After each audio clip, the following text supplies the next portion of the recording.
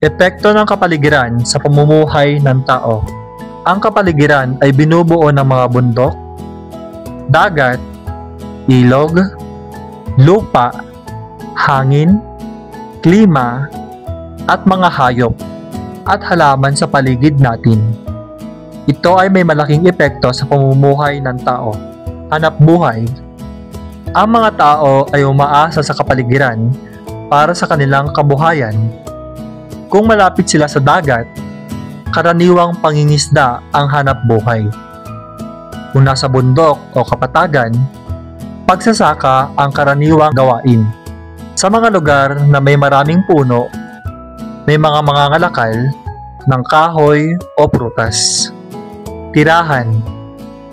Ang anyo ng kapaligiran ay nakakaapekto rin sa tirahan ng mga tao. Sa malamig na lugar, gawa sa makakapal na materyales ang bahay. Sa mainit na lugar, gawa sa pawid o magagaan na kahoy para presko ang loob. Kultura at gawain. May mga pagdiriwang, kasuotan, pagkain at tradisyon na naaayon sa kapaligiran.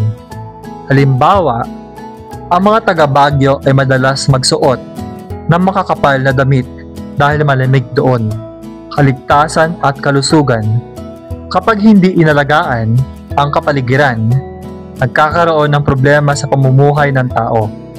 Maaaring magkabaha, landslide, o polusyon. Ang maruming kapaligiran ay maaaring magdulot ng sakit sa mga tao.